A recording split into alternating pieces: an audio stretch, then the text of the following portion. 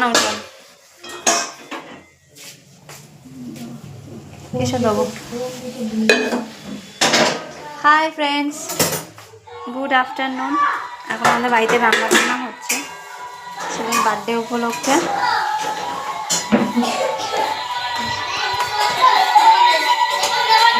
দেখি সবাই কি করছে। বার্থডে হয় হ্যাঁ ছিঁড়ে গেল।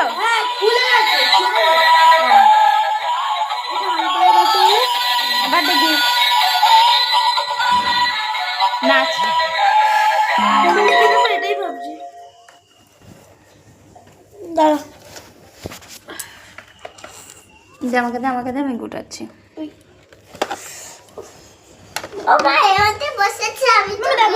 ছিঁড়ে গেছে